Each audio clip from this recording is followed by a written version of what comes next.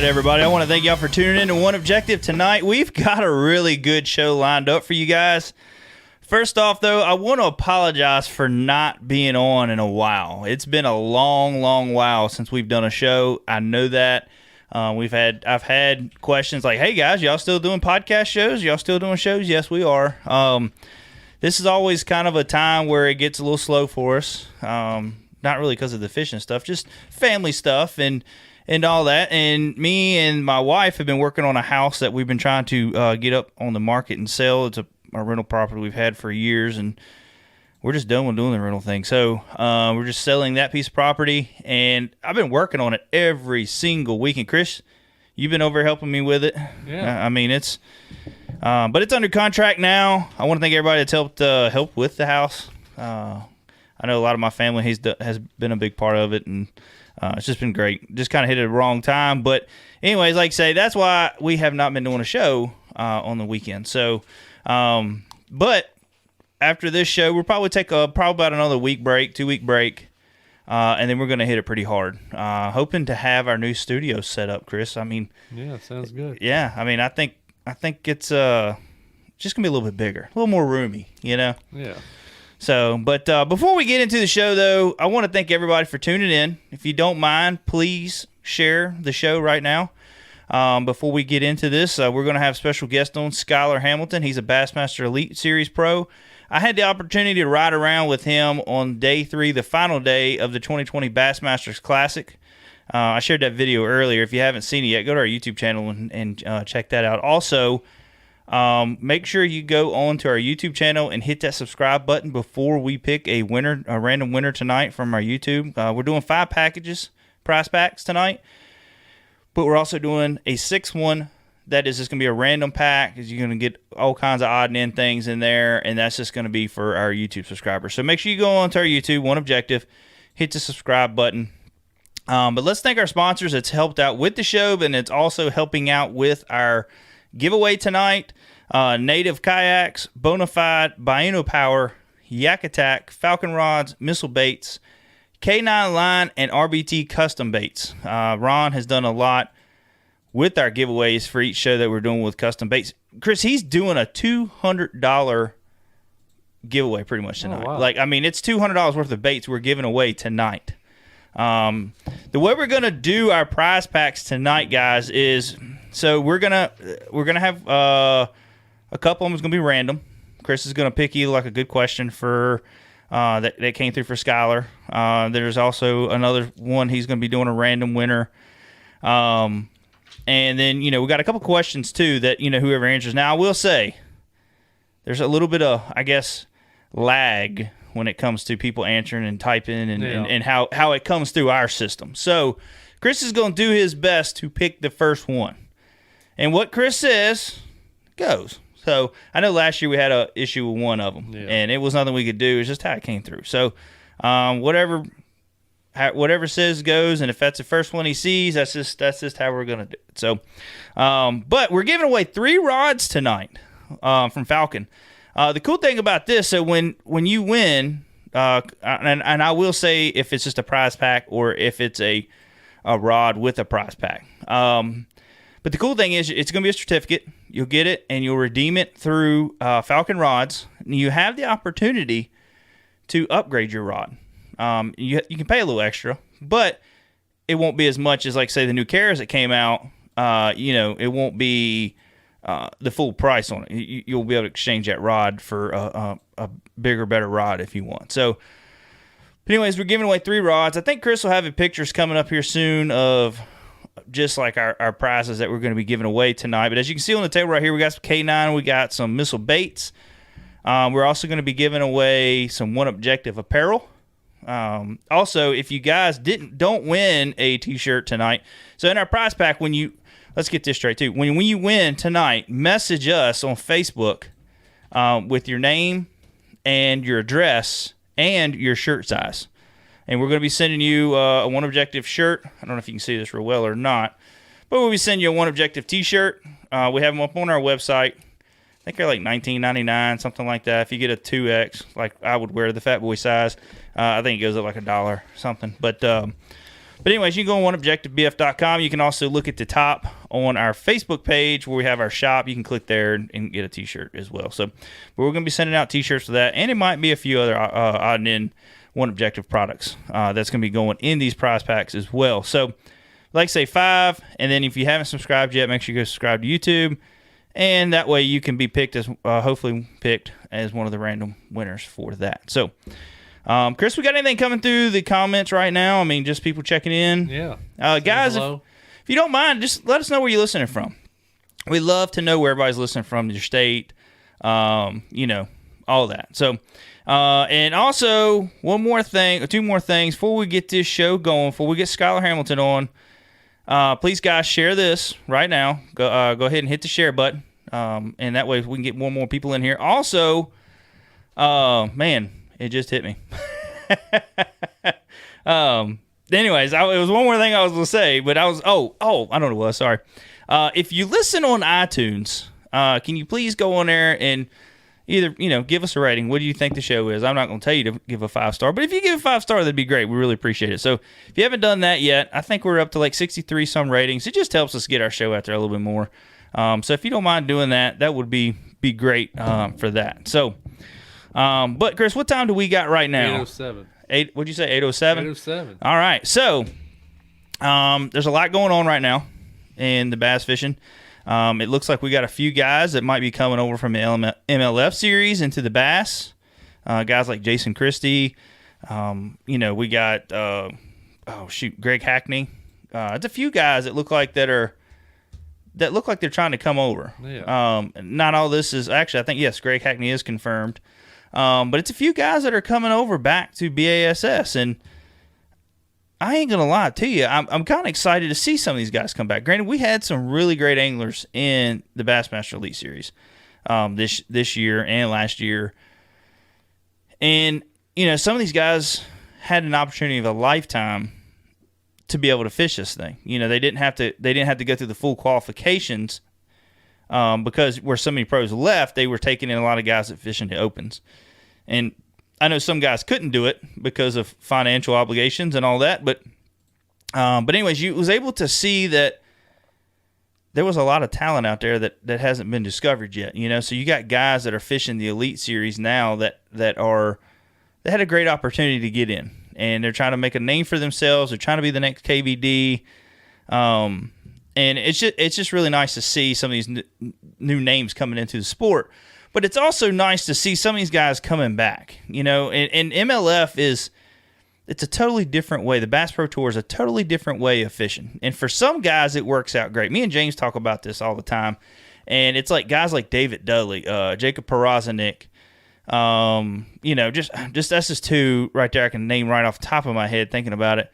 That are really good at Jacob Wheeler was another one I was thinking, that are really good at catching a lot of fish. And we know in the Bass Pro Tour, that's what it takes, is catching a lot of fish within that slot limit they have. And then you got other guys that wasn't doing too well in it. And, a 5-fish limit was what they're good at. That's what they've grown up doing. That's what they've made a living off doing. And they didn't do so hot over an MLF side or the Bass Pro Tour side. So it's good to see guys that are really good that are coming back to the bass side. And I'm excited to see how their season's going to go for this coming up year. So I think 2021 for everybody's got a lot of high hopes right now with COVID and all that. And I think 2021 is going to be interesting but fun year. So really excited to get that going. Chris, let's go ahead. I know we're right here at the time. Let's go ahead and call Skylar. Okay. Guys, I know it's going to be some of that lovely Skype music going on. So just stay tuned. We'll get Skylar on and make sure you get those questions in, guys.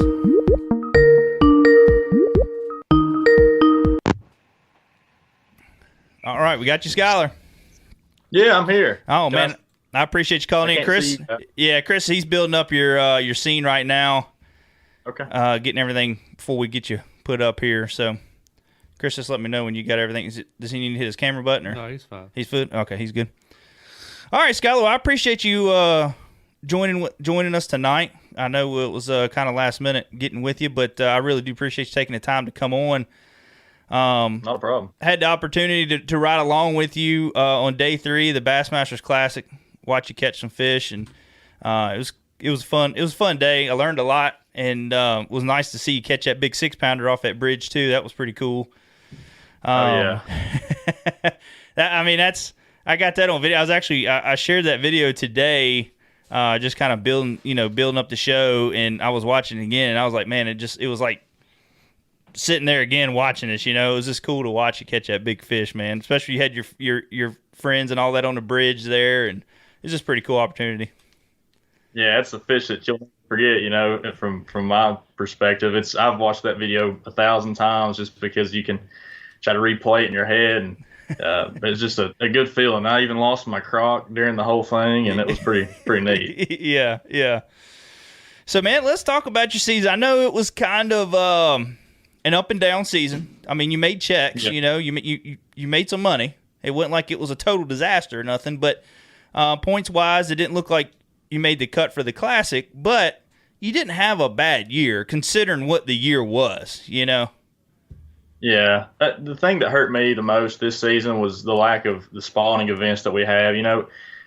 This next year will be my 5th year on the Elite Series, and I fished the Opens 4 years prior to that. So it's like I got used to fishing those springtime events because that was when the majority of our tournaments were before the middle of summer.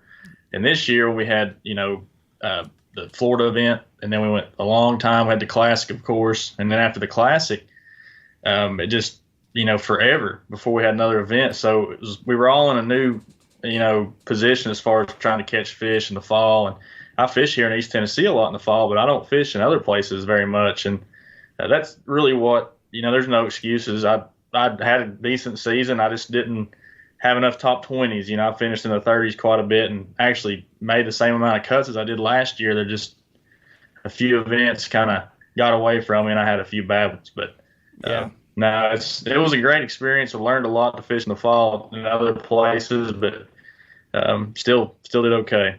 Yeah. I mean, it wasn't a year to hang your head low about. You know what I mean? It was a good year, and like you said, it was most of the time you guys are done by about midsummer. I mean, or probably right there in middle. Yeah, about middle summer. Yeah, most time are done, and then with COVID hit and everybody's coming in middle of the summer and going into fall, it's kind of tough. I mean, you're going up north fishing, and I mean, in fall can be a really great time to fish, but it can also be a really tough time to fish as well. So, and we've talked to a lot of other pros and the fishing pressure, I think, so many people are fishing this year now, with COVID and stuff. Mm-hmm. And I mean, do you think that kind of played in effect too with how tough some of these bodies of water were?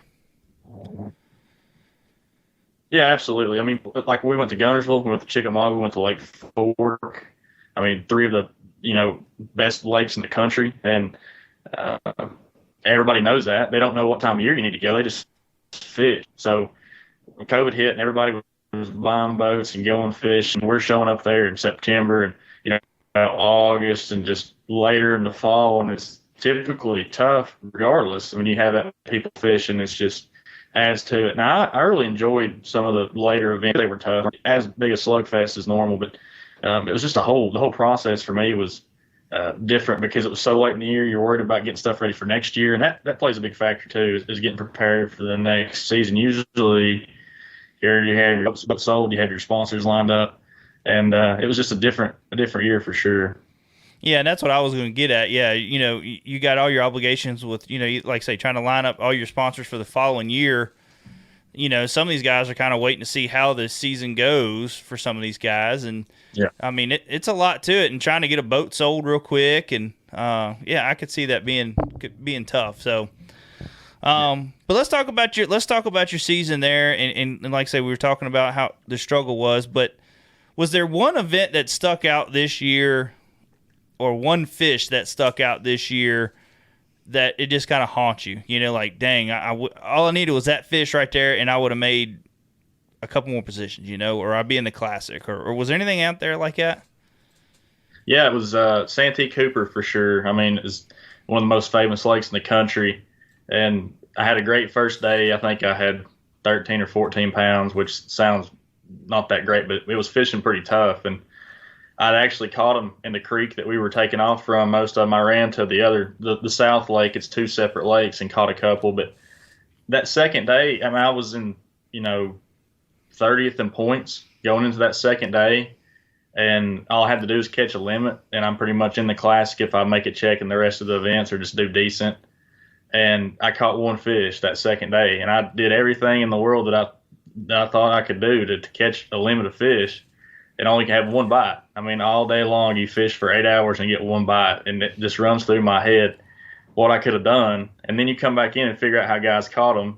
People were just throwing a wacky worm up underneath cypress trees, and it's something so simple that I never did. And it aggravates me because it was one day that cost me the classic. It wasn't a tournament. It wasn't, a couple of tournaments. It was one single day that cost me making the Bassmaster Classic. And that's what it comes down to when you have a group of guys that are so good. You cannot have one single bad day or you won't make it. Yeah.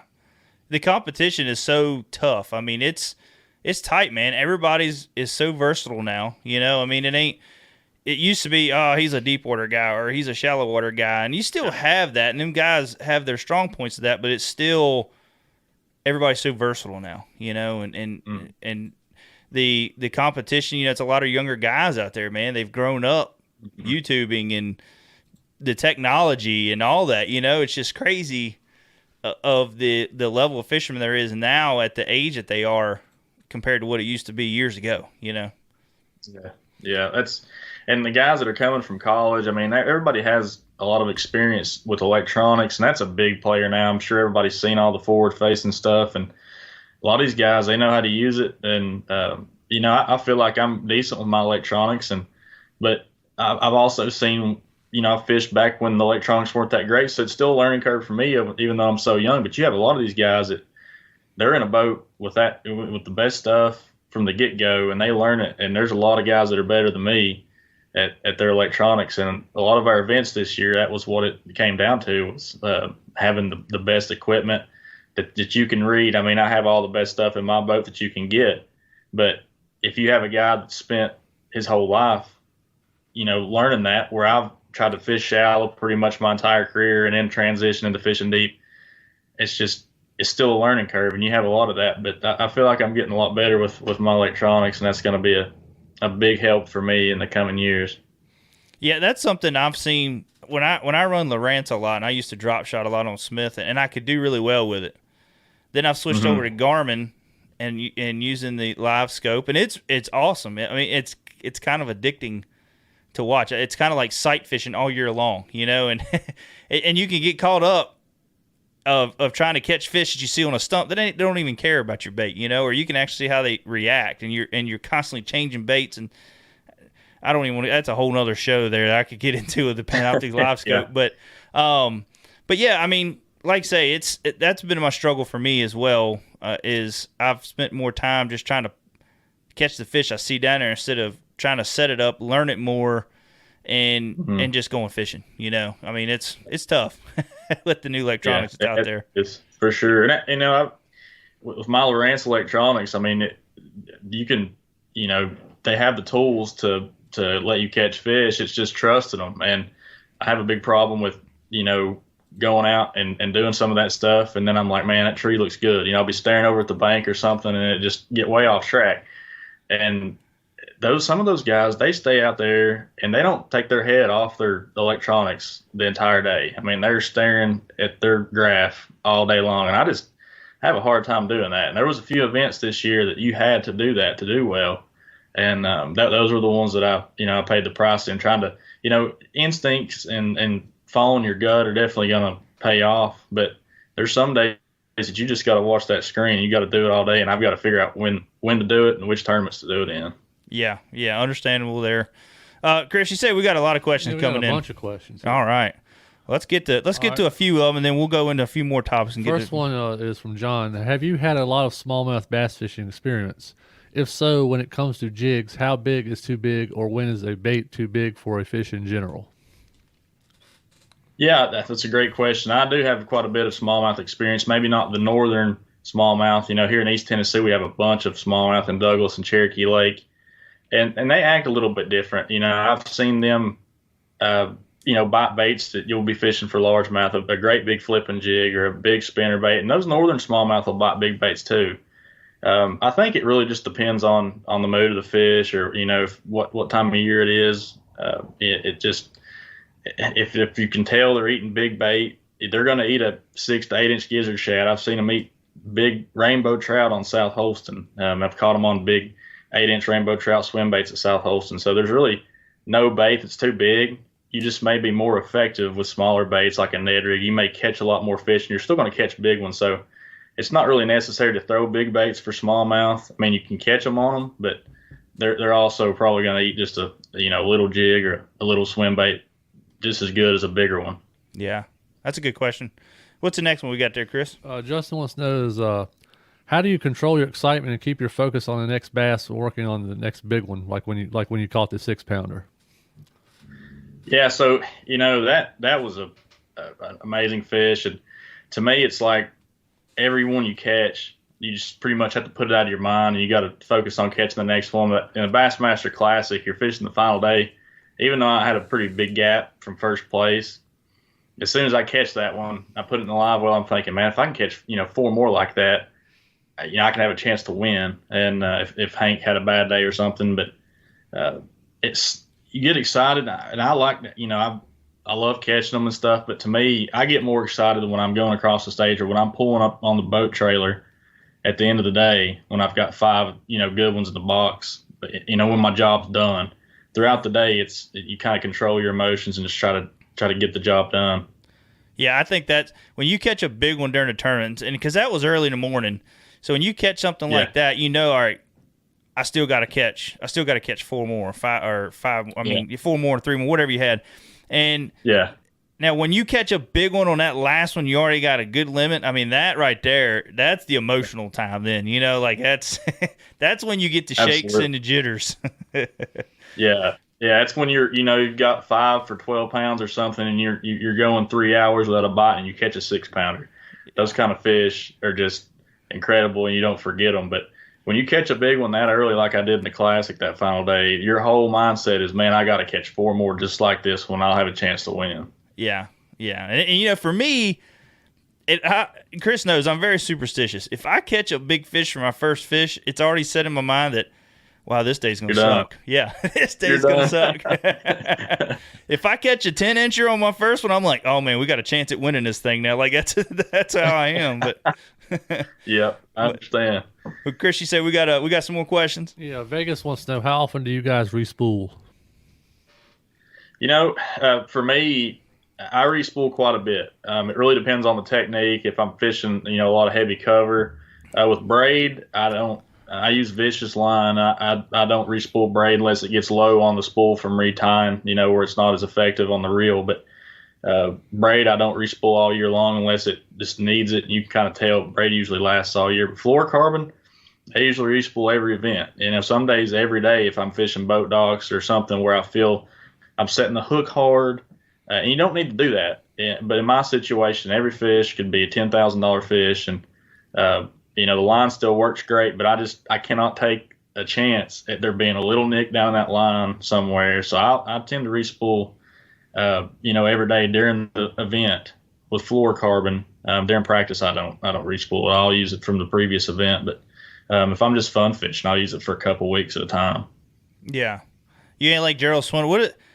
It's like when it comes to retying, somebody asked Gerald Swindle, or he did a video one day. He was talking about, they was asking how often does he retire or does he re-spool for the next event. His motto was, if the knot was good enough when I hooked it on a reel and put it in a rod box, it's good enough when I take it out.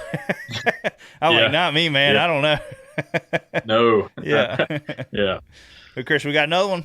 Yeah. Jane wants to know do you tend to go to the same type of lures all the time? I usually don't. It seems like in the spawn, there's a few, during the earlier events, there'll be a few lures that I'll use, Cincos and baits that, are typical for spawn fishing. And then when we get later in the year, everywhere we go, it's different. So if you're not fishing for spawning fish, you might be throwing a big crankbait offshore somewhere. You might be throwing a big jig offshore. And that's great. You know, that's what's great about fishing the Elite Series is we get to go to so many places at so many different times of the year. You have to be prepared. I mean, back of my truck's full of different lures, and if you don't try everything, somebody's going to figure it out, and you're going to be left, you know, in last place. So you definitely got to try the whole board of fishing lures to make sure you're not missing anything. But if I get in a bind, I usually stick to a few things like a jig or a bandito bug that Gilligan makes, and I'll just hit the bank. But you really, I don't try not to get one bait in my mind because it usually bites me.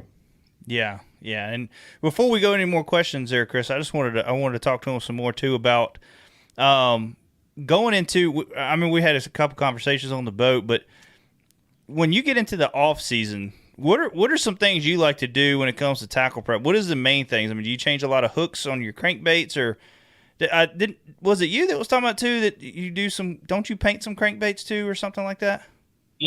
Yeah. I'll paint them every now and then. I'll order the nude series baits where I can have a blank canvas and paint them, or I'll repaint baits that I've used in the past. But as far as tackle prep for me, this time of year is just really getting organized. I mean, I'm one of those guys, if I don't know where my stuff's at, I freak out. I mean, I'm pretty much OCD about a lot of things when it comes to that. And I'll change my hooks throughout the season, but I don't sit down and redo 100 crankbaits in one day just so they're done. Because chances are I'll use 2 or 3 of those throughout the year. So I'll do the hooks throughout the season, but I just like to get everything and know where it's at. I've got a big tub out there of baits that I've cut off throughout the year that I didn't go through that I just found. It's really bothering me. So I gotta go through those and put them in the right place. But as long as I know where everything's at, I'm fine. I'm not a huge tackle prep guy. My shed's fairly organized. It's not the best in the world, but I know where everything's at, and that's all that matters. Yeah, exactly. Now, say we're getting into getting the season, the new schedule for the Bassmasters. What do you think about that? I mean, are you excited about? Is there any particular lake on there you're really excited about going to, or? Yeah, I mean, I love the fact that we're ending the year early. I think we end in July. I'm pretty sure. I haven't looked at it closely. I know the locations, but I know we're ending a lot earlier, which is good for the anglers because we need as much time to get stuff prepared for the next season as possible. I like the lakes we're going to. I like the time of year. Like I said, I've got used to fishing during the springtime in a lot of events, and we have quite a few events that are in that time frame. Tennessee River is 30 minutes from my house, Knoxville, Tennessee.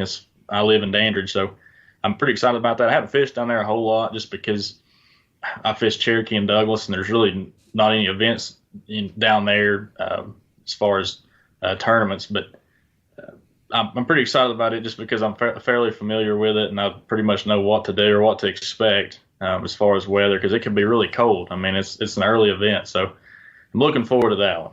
Yeah, that's all I was figured that's what you was gonna say. I didn't know if it was like going up north. Some guys love going up there catching smallmouth. I mean, would you prefer? I mean, if you had it your way, would you prefer to still go up there and fish those, or would you like to have more southern lakes, or how would you have it? Do you like going up north catching those fish? Yeah, I love it. I really do. I've gotten to where I feel like I'm halfway decent at doing it, and just because we have so many events up there, especially the St. Lawrence River. The only problem I have with those big smallmouths, it feels like work. I mean, it's so much fun to catch them when you're not in a tournament, but when you're catching 4 to 6 pound smallmouth on 8 pound fluorocarbon, you're drifting down the river going 5 mile an hour, trying to get them in the boat. It's just you're done. I mean, I've lost hair. I've had gray hairs over that stuff, and when you get them in, it's real fun. But it's just a lot of work. I mean, I dread it going up there just because it's so hard to get those things in sometimes, and you can lose a lot of big fish. But I've had a blast the past few years fishing up north for smallmouth, St. Clair and the St. Lawrence River. Champlain kind of, I haven't figured it out yet. I mean, it's one of the best lakes in the country too. It's just I don't understand it that well, but they're all it's fun. I don't mind the Northern Swing one bit. Of course, I'd like to have Southern events too, but I think it's pretty even the way they have it. Yeah, it's a good schedule. I was, and it don't look like some of the events it's not like super far away from one another. You know what I mean? Like you got some time for travel when you do go to your further events. But it seems like they put everything pretty close together, the best they could without having a pile of travel time in there. So, but yeah, that's what going north is always a bucket list for me. I have not had the opportunity to go north and catch smallmouth. I did on a FLW open event, a Costa event, and I just kind of signed up, went up there, and they didn't even have enough boaters. So a lot of boaters dropped, and so I drove all the way to New York, and then had to turn around and come my way back next day. So, but I still have not had the opportunity to fish in northern lakes up there, and it's always been a bucket list. Everybody I've talked to is like, man, you can catch so many fish, it's just trying to find the big ones. That's the hard part. So, yeah, I would love to get up there. But Chris, let's get to a few more questions. What else we got? Clay was wanting to know what his go-to bait was for this year. My go-to bait for this year, man, I really don't have one in particular. I mean, we had so many different events that we went to. I threw a topwater bait quite a bit, like a spook style bait. I threw it quite a bit the last part of the year there, our fall events, just because I felt like I could get big bites on it. But everywhere we went was so different. I mean, there wasn't one lure that really stood out for me. I caught them on different things. The spinner bait that I threw with you at the Classic, I caught a lot of fish on it this year too.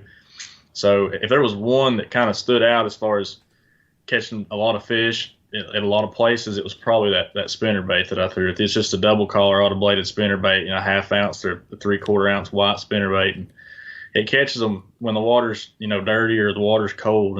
And I had quite a few fish this year that really helped me out that I caught on that bait.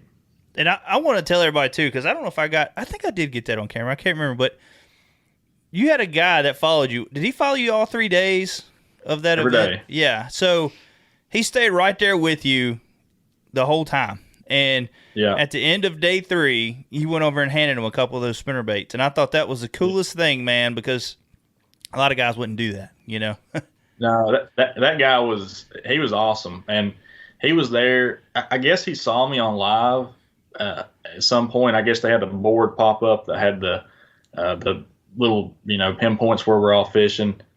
And he drove a long way just to come up there and watch me. And he was waiting on me every day. The coolest dude he'd ever meet. Stood out. He was far away. You saw him. He never bothered me or anything. And I knew that he would just like to have a couple of those spinner baits because he fishes that lake all the time. And it was pretty special spinner bait. So I had, 4 or 5 that there wasn't anything wrong with them. The hook might have been, the point might have been flattened over or something, or I had to defile it, and I didn't want to throw it. So I gave him quite a few that I used throughout the event. Probably gave him the one that I caught that 6-pounder on. And that's the least I could do. He was having a good time, and he stood there the whole way through it, even when I wasn't doing that great. And I appreciated that. It was fun to have somebody around. Yeah. It's always, the first one I ever had the opportunity to do to ride along was Ott Defoe. And to have all the boats around, it's kind of awkward, man. Like you want to use a bathroom, you're like, God dang, I got, you got all the people around. But, but on for you, it's also too, it's awesome because, having fans and spectators and all that. Is that something that was hard to adjust when you first got into the Elite Series is, having that? Well, me, I'm really not that good enough to have that many, but so I haven't had that problem. No, there's been a few events that, the first Classic I fished, I had 2 or 3 people follow me, and there's every event, typically there'll be 2 or 3 people that'll spend a couple hours. They might not spend the whole day with you. A lot of people drive around and they'll see you and they'll stop and watch you fish 2 or 3 spots.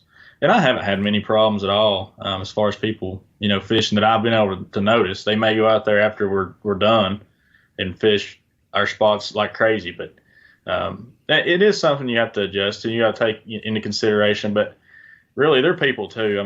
If you got to take a leak or something, they're going to understand, and they're not going to call the police on you. Yeah. So it's not that big a deal. I try to be nice to everybody if they're nice to me, and if there's anybody I've ever offended, by peeing off the boat, then I apologize. So but I that problem. Yeah, I understand. And Chris, we got any? What other questions we got, buddy? Jacob wants to know how long will you usually spend in a spot before you switch it up? That's a great question. So I'm the kind of guy that loves to fish in the area, and Josh will know this too because he saw me go back and forth, back and forth. I love fishing areas that I know have fish, and for me, it's just confidence in that area. If I know there's big fish there, if I know there's quite a few fish there, I'll spend all day in one little area. It may not be one particular spot. For me, it's more of an area. I try to find areas of the lake that are active, that have a lot of fish, and I stay in that one area instead of just chasing, being on a wild goose chase all day long. There's no reason to run away from an area that has a lot of fish. And that was the way I went about Guntersville. I found an area that had fish that were biting. They were big fish for the most part, and I did decent and ended up the whole top 10 or 12 or most of them were in that creek at some point. So it's just finding decent areas. One particular spot, you may find a brim bed or a brush pile or a dock or something that it reloads, but I still don't spend a whole lot of time on single places. I try to find areas. Yeah, that is a good question because that, fishing's so different from lake to lake and from hour to hour, and you can have spots where, their fish are there, like schooling fish, they're there. You just got to wait them out until they come out. So that's like you said, you got a spot, but then, sometimes you'll have lay downs here and there out through the lake that you make your milk runs on, and you just run and hit them, and it just depends on the spot. But that, like I said, that is a good question because I fished with a guy at Bugs Island, Ivan Morris. We fished a Federation event together, and he's the one who really taught me how to Carolina rig on Bugs Island. And I remember him watching his watch and setting the timer, and we pull up on these points. He's like, man, if we ain't got a bite in 15 minutes, we're gone. And I just fished with the light vest on all day long because it's, you might catch 2 or 3 fish, and then if you caught a little one, he's like, oh, that's a little one's here, we got to go. So, them spots play out, and it just depends on, like say, you got to find areas that are loaded up, and like you did that day, you worked back and forth on those docks, and you still caught fish when you went back through there. So, they load up. They'll and especially during the spring like that, they'll keep pulling up. More and more will pull up through the day. So. Chris, what else we got, bud? Let's see. Wade wants to know, what event are you most excited about for next year? I think we did talk about that. You talking about the Tennessee River for that one, right? Okay. Yeah, but I'm excited about Lake Fork also because it's earlier in the year. They're going to be spawning. There's huge fish there. I did good this past year. I did good the year before, but the year before I had a lot more fun just because it was earlier in the year and they were up spawning. You could throw a frog. The water was high. So I'm looking forward to Fork too. I'm probably a little bit more excited just from a fun, point of view, just having a good time. I'm looking forward to Lake Fork. Now, is that lake there? Is that kind of like, is it a lot of fish? You just, trying to get the real big bite, but is that one of them lakes you can go in and catch a lot of fish at? Yeah, you can do both. I mean, this year was different because of the time of year. It was tough. All those fish were suspended out in those trees. And, I did okay on numbers except for the final day. But, the year before last, earlier in the year, you catch quite a few fish. I mean, there's a lot of fish in that lake. And what's great about that place is it's not that they're not all in one area because it's catch and release unless you have an over, I think it's 24 inches or an under 15. So the only reason we get to have tournaments there is to have the weigh and release deal. So those fish aren't getting brought back to the weigh in or to a certain ramp. They're all throughout the lake. You can go in any creek on that lake and catch 30 pounds or 40 pounds, and that's the same on each side of the fork. There's 3 forks, the left or right in the center one, and I love that because you can pull up in any little cut or any cove and just figure that little area out, and you're going to have a decent tournament just because there's so many fish there that, and there's big ones in every little creek you go in. Yeah, that's another one of my bucket list lakes, man. Is just getting down there. I just think that is just to Texas. We fished Louisiana when we fished the KBF years ago in Shreveport, and a lot of people were going over to Texas side fishing lake. I think it's called Cato, and loaded with big fish. And Texas does it right, man. The way they get such big fish populations in their lakes is amazing. And I wish a lot of states would adopt that program. But they do a really good job. And like I said, I'd love to get back down to Texas and do some fishing down there. Just, you always see big fish. You look at a Bassmaster magazine, and there's 2 states that always stick out, Florida and Texas. It's always, when they have the 10-pounder club or whatever it is they have in the back, it's always Texas or Florida. So, yeah. But Chris, let's get 2 more questions. We're going to do an in-depth segment with Skylar. Skylar, I actually meant to tell you about this, but we do an in-depth segment on the season, that the pattern that's going on right now, or the season that's going on right now.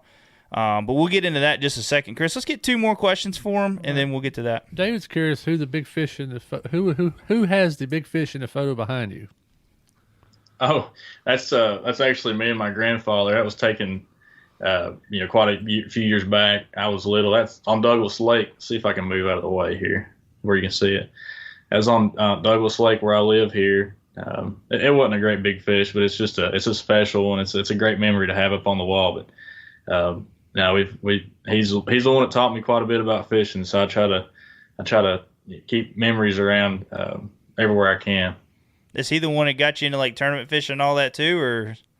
No, nobody in my family really tournament fished. I don't know where that came from. I just everybody loved to fish, so it just was natural. I don't know if I felt like I had to be competitive at it, or if it was just watching it on TV or something triggered me. But I wanted to fish tournaments and just really enjoyed it. I loved going out and competing with guys and just having a good time, and the fellowship among people. For the most part here in East Tennessee, everybody's great, friendly. So it was just nice. It was just a fun time, and so that's where the tournament came from. But nobody in my family really tournament fished, but everybody just fished for different species and loved the outdoors. So that's where it all came from. It was them Saturday mornings with Bob Cobb. Oh yeah, that's right. I ain't seen none of that old Bob Cobb in a while, man. What happened to him? Okay, let's get one more question there, Chris. Okay. Do you find more fish because of experience and common sense when you look around the lake, or because of the use of electronics? That's tricky. I'd like to think that you have an intuition about where to look. You may use your electronics as a tool, but you still have to have an idea of where to start. And when we go to certain lakes, practice, we have 3 days. Most of the time it's 2.5. And so you don't have a lot of time. You can't waste time on a dead area of the lake or a bad section. So you have to have an idea. And once you get out there, before you start graphing, you want to look at, you're using electronics for water temperature and things like that. But I try to look at water level and things that you're not going to find on your electronics. I'll do Google Map studies and things like that before I get there. But electronics, they help a lot, especially when you're fishing deep. But you always want to have intuition. So I think it's kind of a mixture of both. And you have to have that to be successful. Oh, yeah, for sure. Time on the water is key.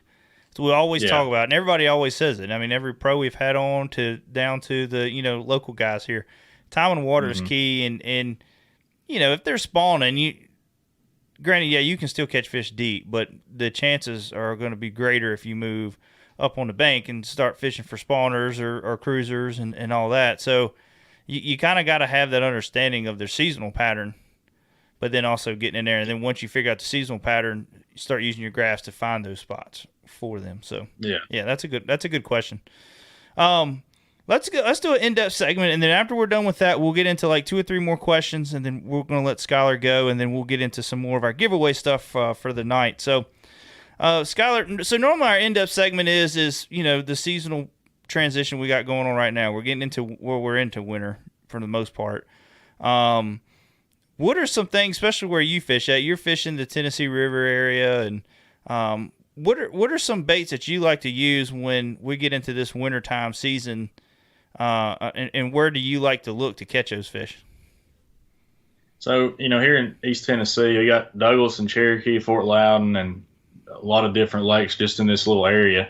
And they all offer a lot of different things. I mean, they got smallmouth, largemouth, you have some spotted bass, but typically one of my favorite wintertime baits is a silver buddy, the Buckeye jig and blade, to be specific. It's just it's such a great bait for this time of year because some of the shad are dying off, or they're weak, or they're just fluttering around, and that silver buddy style bait makes it just looks just like them, and you'll catch a lot of big fish. So when that water temperature gets down in the 50s, 40s, and even upper 30s, that's when I'm typically throwing probably 90% of the time, and then I like to throw a jerk bait quite a bit. But with that silver buddy, you're really just fishing bait.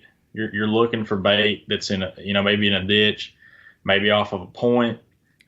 They could be shallow, it could be deep. Every day in the winter, it really depends on the water temperature too. But and you can just cast it to the bank. It's a great bait for people that aren't familiar with fishing in the winter because you can go out there and fish. You can fish it like a jig. You can go fish and barely pump it up off the bottom and catch a lot of big fish. So, between that and a jerk bait are probably my two wintertime baits for this area in general. I know it works other places too, but silver buddy's caught me a lot of big fish, and I've caught them everywhere from 50 foot to 5 foot. So there's really no wrong way to fish it. Now, when it comes to your rod and reel setup, what kind of line are you using, and what action rod are you using with that? Yeah, so I use it's actually a 7 foot 6-stick by Favorite. It's a medium heavy, but it's really more towards a medium action rod. You don't want to have a whole lot you don't want to pull the hooks out of their mouth. So I'm using 14-pound fluorocarbon, and you still want to have a little bit of backbone because their mouths, everything's so cold. I mean, everything's super tough, especially a big fish. Their mouth's going to be real tough, and it's hard to get a hook in them. So 14-pound fluorocarbon, 7 foot medium heavy rod. You don't need a super fast reel. I throw a 7.3-1 Soleus XCS by Favorite, just because you really don't need to take up that much line, and it's really simple. I mean, pretty much everybody has a 7 foot medium heavy rod and a 7.3-1 reel. So put some 14-pound fluorocarbon. Now I'll use 14 if I'm casting it to the bank. I'll use 10, 12 if I'm dropping it straight underneath the boat if I'm looking for fish on my electronics. But it's pretty simple. I mean, it's about as easy as it gets, and it's a great way to catch a lot of big fish in the winter. So, like I say, it's a versatile bait. So you're kind of like dropping it straight on them on the graph. It's kind of like a jig and spoon then. Is it, let's say you're ripping it off at bottom, is it something where you're doing easy rips or easy pulls, or is there days where you just rip it right off the bottom and let it fall, or, I mean, yeah, you just change it up through the sorry, I didn't mean to interrupt you. Yeah, just change it up. You're fine. Yeah. No, I understand. That's what's great about it, is because you can throw it and cast it, you can reel it, you can reel it like a rattle trap. But the main thing that I do with it is I'll cast it and I'll barely pull it up until I feel it vibrate just a little bit. Then I'll let it go back slack line. Just barely pull it up until I feel it vibrate. I mean, you're pretty much just fishing a jig like you would on the bottom. And that's what those dying shad are doing. I mean, they're fluttering down towards the bottom. They're laying there on the very bottom of the lake, and they twitch a little bit and they fall back down. They twitch a little bit. And those great big fish in the winter, they're lazy. I mean, they take advantage of everything they can. So when that silver buddy's doing that, you don't want it to be doing some crazy stuff when the water's 40 degrees because they know it's not real. Yeah. They're looking for an easy meal. They're not going to put a lot of energy out. So if you can the less movement, the better. That's why I like that Buckeye jigging blade, because you barely pull it, you can feel it vibrate and just let it sit back down. It's a lot of times when you pull up, you'll feel it feels like it's a stump or something. It can be a 6-pound bass. So it's a lot of fun for me. I enjoy doing it. And I appreciate you going in depth with that, because I don't think we've had anybody on our show. We've had one other guy that was a kayaker. I think it was Cody Milton, I want to say, that actually got into jigging spoons during the summer.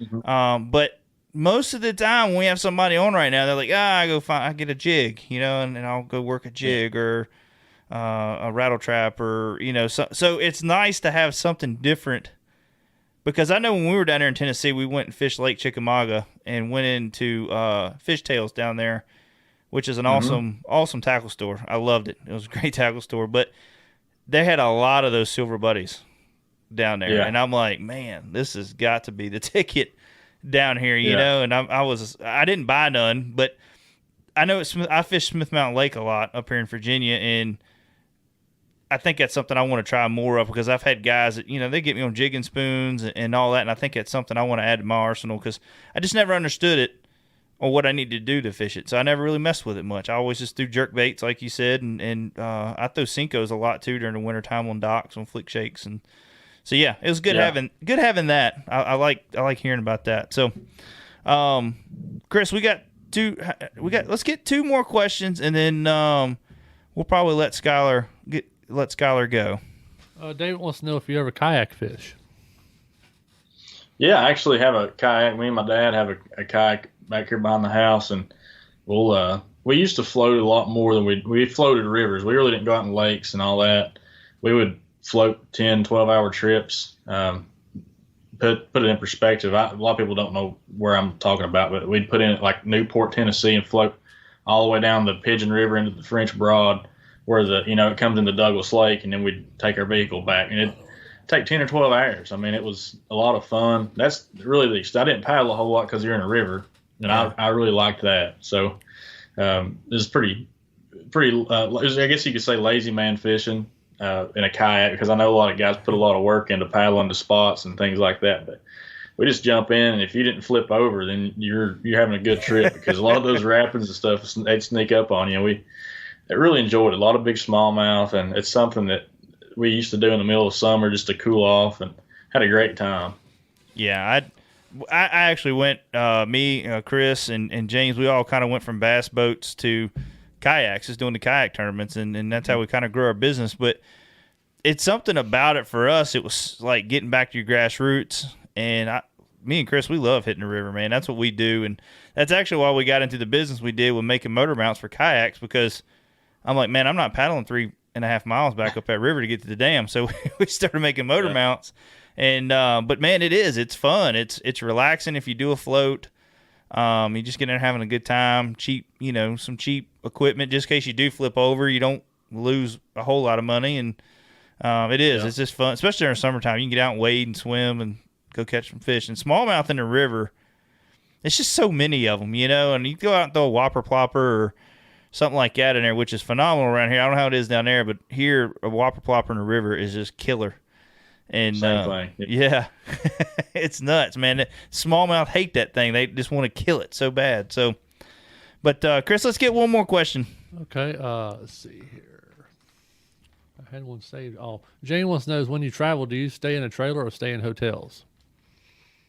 So I stay in hotels, or actually do the VRBO thing, or rent houses. I stay with my buddy Mike Huff and a couple other guys on the Elite Series. We try to split up rooms and get the cost down. I very rarely stay in motels anymore, just because with 2 or 3 people you can find a decent house near the ramp for about the same price that it would cost you, and it's a lot safer in my opinion, and it's just more convenient to have a house. A lot of them have their own boat ramp, but a lot of the guys do the camper thing, and it's, as far as I can see, it's the way to go. I mean, it's just for me, I have to get a new truck and have to do all this stuff, and I enjoy staying in those houses. It's not a big deal for me. It's a lot of fun sometimes. So I don't do the motel thing very often. Sometimes we have to, but I don't enjoy it. Yeah, you can get some sketch ones, man. Some of the hotel or motels and all that. I mean, it's some. If you don't know the area and you get into one, you're like, holy moly, what did I get into? But that's what me and Jane started doing when we travel now. We go on Airbnb and find homes. You find so many nice houses out there for a whole lot cheaper, or about the same price you get a hotel for. And then you just go shopping and get your groceries, and you're good for the week. So, but yeah, it's definitely, and that's what I was going to ask you earlier. You said, I was wondering if you had any travel partners, but you answered that question. So, yeah. I got one more question for you, and then I'm going to let you get going. It's several elite guys coming back from MLF. What do you think? Do you think that's great coming back for the sport? Guys coming back to elites. What's your opinion? I mean, if you got a bad opinion, you don't want to answer, that's fine. I get it. But I mean, what are your thoughts with some of the guys coming back? Some of the guys that left Bass and kind of trying to make their way back into the elites. Man, that's it's their decision. I think it's great to see a lot of guys coming back through the opens. It shows they're qualified, they have the skills to make it back in, and man, it's just, they have the chance that everybody else has. So there's really nothing you could say about it. I mean, some of the guys that are trying to, it's just, it's what they feel is best, and I can respect that. I respect their decision, what they made in the past, and to fish the other circuit. So it's really whatever. It's tough. We go through a lot of tough decisions, so you can't really judge what people do. And I see a lot of that on social media, people saying go here, go there, go here. And it's horrible. It's bad. We got it's our families, it's our sponsors. You got a lot to consider, and there's a lot of things behind the scenes that people don't see, and it's a tough decision which trail to fish. So if those guys are working their tails off to get back to the Elite Series, they deserve it. I mean, they're really, they earn my respect, because it's tough. It's tough to make it to the Elite Series. I've fished the Opens for 4 years. I know what it's like. So if Christie and Hackney fish it 1 year and boom, they're back, that just shows what caliber they are. And more power to them. I'm glad to see them come back, and whoever else wants to come back, I'll be happy to fish with them. So yeah, everybody's pretty friendly and gets along, so I don't have a problem one bit. Yeah, and like I say, I've always been a bass guy. I mean, yeah. I like what Bass Pro Tour's doing and the mm-hmm. how their tournaments are, but I don't think that's for everyone, and that style of fishing. So, and you got guys that left bass that went there and did that, and they didn't do so hot, or maybe the arrangements or the agreements wasn't what was supposed to be, or whatever. I don't know. Like I say, there's so much stuff that goes on behind the scenes, and they've got family, and you got a lot to think about. And like I said about social media, it is kind of sad. Like, I see a lot of guys going on there and name calling or making just stupid comments about some of these guys going back or going the guys that went to MLF. And I mean, it's like you said, man, you got your family to think about, your career, it's your decision. And if they were put in that situation as well, where would they go? You know what I mean? Like, I don't know. When all that happened, a few years back, nobody knew what to expect. Nobody knew what was going to unfold from which trail, and you can't blame anybody for doing anything. Mm-hmm. I mean, it's stuff that happens, and if somebody wants to come back, man, and they work their tail off to get back, then you got to respect that. So there's not a wrong decision about where to fish or what somebody's doing. You just got to, if you're a fan of that angler, you just got to support them and where they go. You can't bash somebody for going one place to the other or support one tournament trail. I mean, we're two different trails, of course, with two totally different formats, but still bass fishing. I mean, we're still all in the same boat, still have the same sponsors everybody's trying to get. So we all have to be friendly for the most part. We can't really be negative about one thing, or it's not going to work. Yep. And that's not good for the industry. We can't just have one big thing. We have to have 2 or 3 avenues to make things competitive and to make things great for the anglers. And I feel like we just have to support everybody to make it work. That's right. That's well spoken, and like I say, it's a good attitude to have about it. And I wish everybody had that kind of open mind to this sport. It's a lot of bickering. It's crazy, man. But it's bad. Well, Skylar, man, I appreciate you taking the time to come on, man. I wish you well for the 2021 season, and I hope you have a great rest of your holidays and stay healthy, man. You gonna be riding along at any of them? I hope to get you in the boat again. We were talking about Texas. I don't know if all of us are going to go to Texas this year. I might go down there to see some family with my wife, and I might try to come there to the Texas event and do that. But I would like to get along with you one day and just go do some fishing and shoot some video, man. That's what we need to do. Absolutely. Anytime you guys want me, I'm here. That's for sure. All right, brother. Well, I appreciate it, buddy. Well, I'll holler at you later. All right, sounds good. We'll see y'all. Thank you, man. See you. Bye. Bye. All right, man. I tell you what, guys. You got a lot of guys that are under the radar that you don't hear a lot about.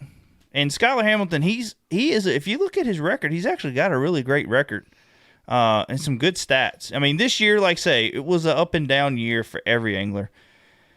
I don't think there was one that actually had, except for AOI. They got one AOI, but I don't think anybody had that perfect season. And it was just it's just an odd year. Everybody knows that it's hard for everybody this year, and just kind of, I don't know, crazy, but. Yeah.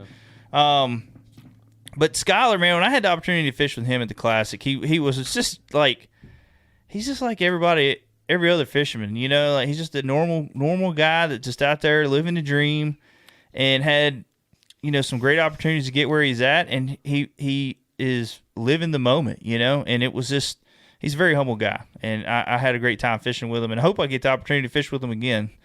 Well, I didn't get to fish, I get to ride, and man, I'm gonna tell you what, it's tough doing his ride-alongs, watching and not making a cast. You know, you see something like, God darn, I just want to cast that so bad. So, but if you've never had the opportunity to marshal, you need to take the chance and do it. It's, you know, I know it's like 100, I don't know what it is now. I haven't paid no mind to it, but it's like $100 some bucks. And it is just a fun learning experience. It's awesome. I had a great time with it. And I've always learned something new every time I fish with one of these guys. So, or ride with one of these guys. So, what was that, Chris? Everything all right? Just me moving stuff around. Okay. All right. Just make sure. And sorry we couldn't get all the questions. We'd been here till like midnight. Yeah, if I would have answered every single question there, but I tried to pick at least one from all the people that asked. Yeah, and I had questions too I wanted to ask. So, you know, we're just trying to get a few in. So, but everybody's gonna have an opportunity to win a prize here. We'll have a chance at winning a prize. So, but Chris, let's pick the best question, and that in that prize pack, it's gonna be one rod. It's gonna be a Falcon rod, and one of our prize packs. So you're going to be getting a missile bait hat, a missile bait pack, pack of worms, soft plastics here, something from our K9 lineup, and then a One Objective shirt, and maybe another One Objective product. But when you do win, and once he picks your name, just message us on One Objective on Facebook, and with your name, and then your shirt size, and then we'll write your name down on our piece of paper here, so we'll have everybody who won. Address. You know. Yeah, we need your address and all that. But don't put your address and all your information in the comments here. Don't put it in the chat. Put it in the message. Yeah, just message us on Facebook. So, but all right, Chris, who is our winner for the best question? Let's see here. I think I'm going to have to go with the question that was asked, how long you usually spend in a spot before you switch it up? And that was asked by Jacob Childress. All right. Congratulations, Jacob Childress.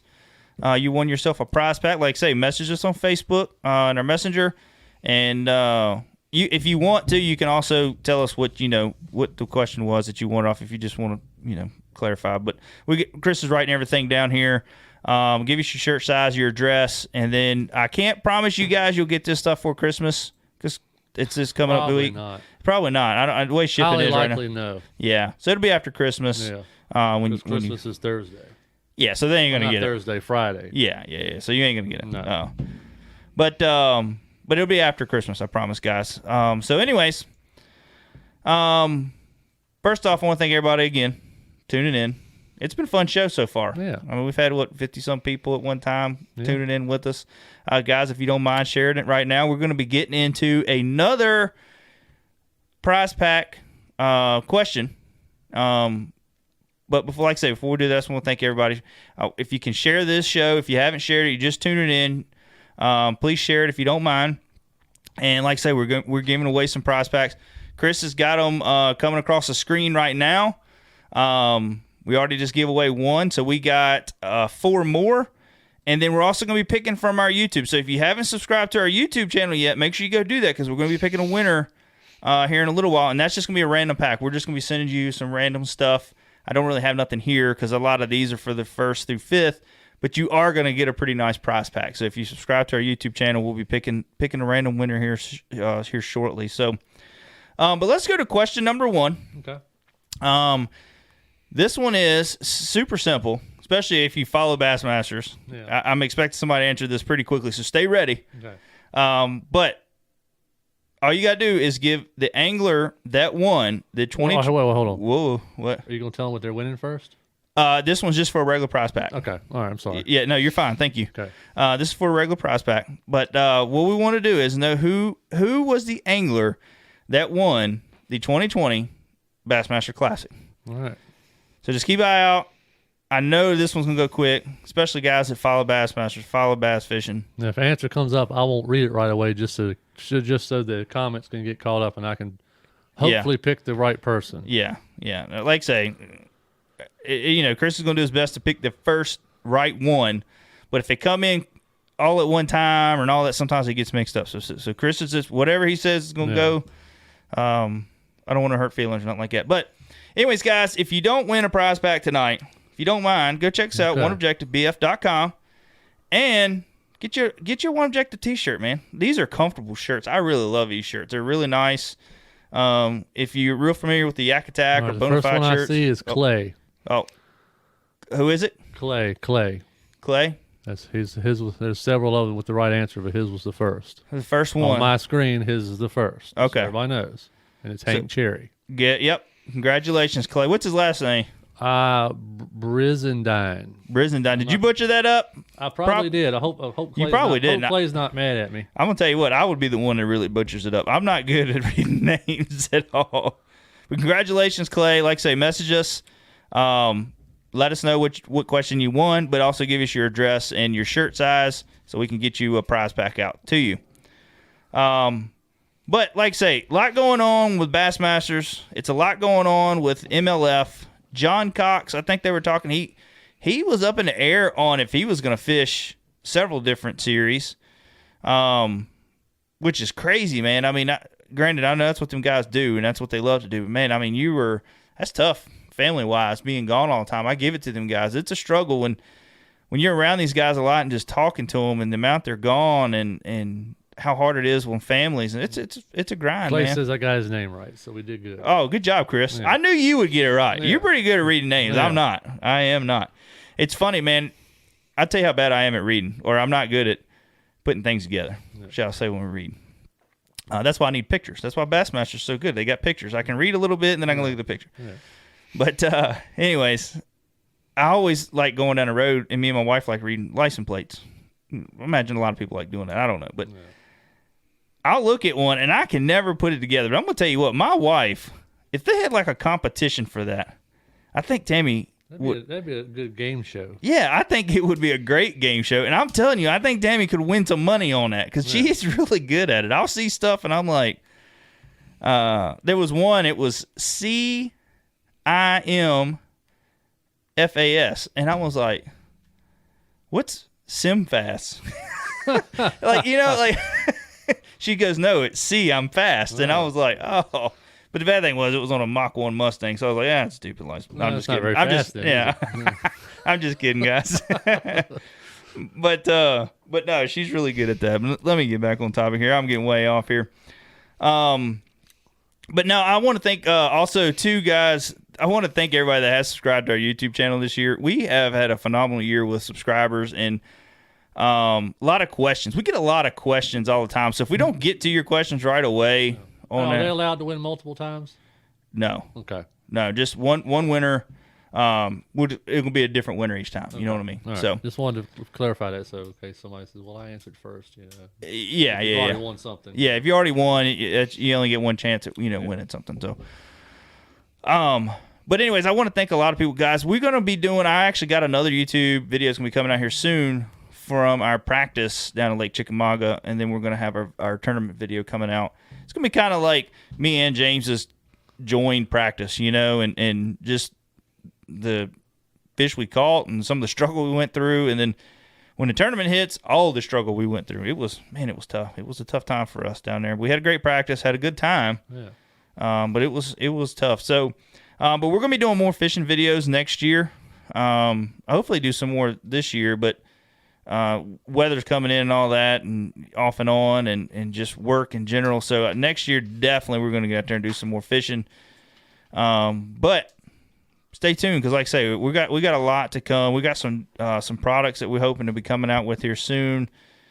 We also get a lot of questions on, how quick things ship, and this is something I'd like to clarify with people. And I'm not mad. I'm not mad at all. So don't take this the wrong way. But Chris, how many is it that pretty much run one objective? There are two people who run one objective. Two people. And we got marketing, and we got manufacturing, which we both do. You know what I mean? And shipping. So I know some people get frustrated, like, hey man, I ordered this thing 3 days ago and it ain't shipped yet. There's days, man, when we first get the order in, we can ship it right out, and then there's days where it gets tough. Just depends on how many orders come in. And if we're on back order on getting parts made or whatever, because we get a lot of those orders. But I want to let everybody know we really appreciate all the business we've gotten from everybody. I love seeing the mounts out there on boats, and the rigs and the different ways people rig stuff, even when I go on the DIY pages and people are like, oh man, you should just got a one objective mount. I still love seeing the DIY stuff. I like seeing people build stuff. I think it's cool and creative, and I think it's what grows this sport of kayak fishing, is these innovators that are out there, and that's how we got started, and I just love seeing it. I think it's really awesome. So, let's do another giveaway, Chris. All right, which one are we doing now? We're gonna do let's do question number 3. All right.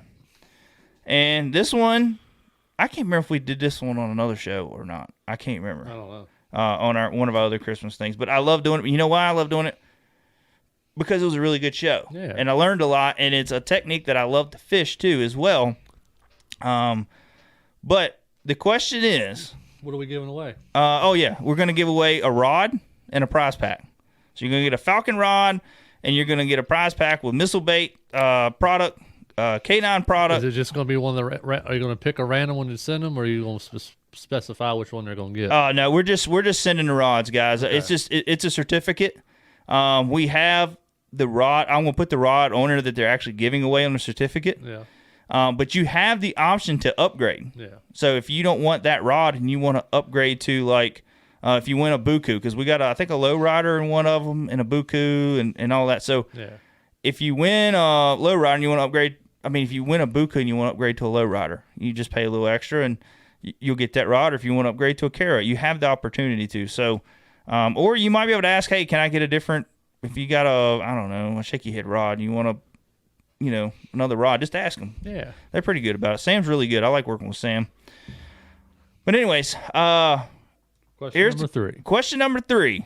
The first show we ever did, and I want to know what the topic was and the guest. So what was the first? They have to have topic and guest for it to be topic correct. And guest. Okay. So it's that's you got to have both of them to be correct. Okay. To have the right answer. So, and it was a fun show, man. But man, that's back in the old laptop at the table days. Yeah, man. I was sitting there at the kitchen table. Webcam on the laptop. Yeah.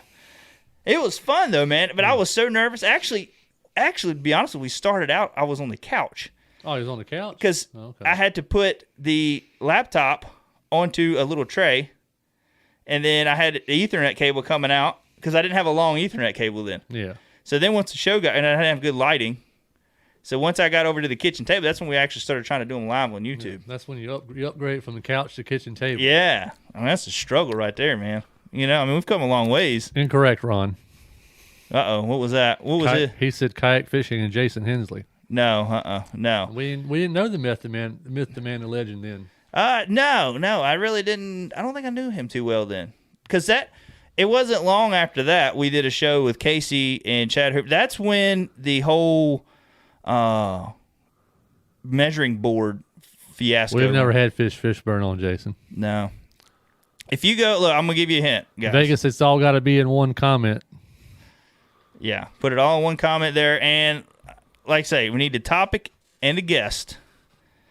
If they have the last name, do they have to have first and last name? It helps because, Is it required, though? Yes, it requires. First and last name. Yes. Topic. If you go on iTunes and scroll down, you'll find it. It's super simple. But like I say, I was so nervous because we went big on that show, man. Our first show was big. First guest, great guest. Was James on there with you? Yes. Okay. I couldn't remember. But he didn't have a camera then, though, did he? No, I didn't have one either on the first show. It was all just audio. I think the first 3 or 4 shows was all audio. And then we started trying to... First and last name. And then the show was... topic. Yeah, topic and first and last name. Okay. We got one? All right, I see it. This first one I seen with the proper first and last name and topic, and that is Daniel Perry. Daniel Perry, yep. Congratulations, everybody. If any of y'all are tuning in, y'all know who Daniel Perry is, right? He does the Paddle and Fin podcast. If that's the right one I'm thinking about, Daniel, let me know if that is. If that is you, thanks for tuning in, man. But yes, what was it, Chris? Mike McClellan and Jerkbaits. That's right. That was our very first podcast show that we ever did. And I'm talking like, man, bare bones, laptop, cheapo headset off of Amazon, and plugged into the Ethernet cable. You know what I mean? Yeah, like no sound box. No sound box. No dual monitors. No show producer. No high-end PC to run the show. Yeah, I mean, it was bare bones, man. And I mean, no dual webcams. No. And, no monitor hanging on the wall to watch chat. We need to, once we get our other studios set up, we're going to do just a walkthrough of like how it is now, because like I say, what we come from. Remember, it was not long before when we first moved in here, I built like a pallet. Yeah, it was a pallet desk. Yeah, a pallet desk. And that's where I had a bar stool seat that I sat on. Yeah. And then I sit over here on a couch. Well, I didn't have the couch. Did I have the couch? Yeah, you had the couch to start off with. Yeah. And then we got rid of the couch. Then audio was crap. Yeah, echoing all the time. Hey, yeah. You're echoing. Why are you echoing? Yeah. And we didn't Can't even hear know you. it. Not loud enough. Echo. Not loud enough. Yeah. Oh man, it was. Can't hear James talking. Yeah. It was a struggle, man. But you know what? Daniel says that's him. Oh, thanks, Daniel. Thanks for tuning in, man, and congratulations on winning your prize. But like I say, just message us your address, your shirt size. I'm going to require you to wear that shirt on your next podcast show. When you get it, you got to wear it on that podcast show. Just saying. No, I'm just kidding, man. You ain't got to. Guys, go get it. If you get a chance, go out, check out Paddle and Fin. I know a lot of you guys probably do listen to them. They got a great show. We need to work on getting some of them guys on. They got us on their show one day talking about our kayak products and our show, and need to get them guys on and talk to them, man. Them guys are always got a podcast show. I don't know how many podcast shows they do a week. Man almighty, they do a lot. Yeah. And kudos to them, because I don't have enough to talk about, on that. And I can, me, Chris, I can talk for hours, dude. I can ramble on, but I don't have enough I can't ramble on for a week, which I say they ramble on. They do a good show. They got a lot of stuff. So, but Daniel says he'll do it. All right, man. Sounds good. I appreciate it. Like I say, just message us all your information, and we'll get that out to you. Guys that are tuning in, we have got 2 more prizes that we're going to wait, plus a bonus, which will make it 3 more. Yeah, we got three things to do here. But the main 2 packs here, we got 2 more, and then we're going to be doing a bonus pack, and that's going to be our YouTube channel. Okay. We're going to be picking a random YouTube subscriber, so make sure you go to One Objective YouTube channel, hit the subscribe button, and Chris is going to pick a winner, and there we go. So, and that's going to be a pack of a little bit of everything. I mean, we got missile baits, we got K9, we got you don't know what you're going to get in that pack. I know. It's going to be a little bit of everything. So, but like I say, we appreciate everybody's tuning in right now. Please hit this share button, and please hit the follow button on Facebook if you haven't done that yet. Let me ask you guests. Let me talk to the guests real quick, and I want to ask you guys, who is a guest that you would like to see us get on? Yeah. Who's out there that you would like to see us get on for the 2021 season? Because we're, like I say, after this show, we're going to be down for a couple weeks, and then we're going to get fired back up, and then we're going to be starting to hit this thing, trying to hit it. We'll be in the new studio. I'm hoping so. Yeah. I just run it by the wife the other day. Yeah. Okay, so what it's going to be is the guest bedroom we had. Yeah. Right now this was a this would be a suitable guest bedroom. We have the bigger room. Yes, this would. Yeah, it could be. This was more like a storage room. Yeah. We could store your guests in here. Yeah, we could. But I threw it out there, and I'm like, you know what? Hey, babe, let's sell this bed or move this bed somewhere. I don't know where we're gonna move it. And let's just get a nice futon, because we don't have a lot of guests to stay. Jason Hensley comes down, if James comes in to fish tournament, or if you need to stay. Most of the time you going home, you don't live far from here. I don't live that far from here. So, we just got a little extra room down there. Yeah. Somebody needs to stay. So I was thinking, well, let's just get a futon couch in there. You know what would be cool, though? We get the futon couch, and that's where we can have some guests onto the show, and they can sit there. Yeah. And be relaxed. Be hanging out. Yeah. So, but it's a bigger room. We just need to do some lighting. Lighting kind of sucks in there. It's like one little chandelier light. They got ring lights at Best Buy. Oh, so we'll update our lighting. Invest in some ring lights. Yeah. And I think the sound will be a lot. I mean, we've worked a lot in here to get sound. We can take the sound padding and put it in the other room. Yeah, and it's all carpet in there, so the sound's just so much better. Yeah. It's just a lot more room to work and We stream. got a lot of people here that are different suggestions here for having guests. We got Scott Martin, Kelly Jordan, Gerald Swindle, Jordan Lee, JT Kinney, Roland Martin, Glad Blanchard, Chad Hoover, Brad Latimer, G-Man, Ike. You know what's crazy, though? A lot of those guests Aaron we've Martins. had.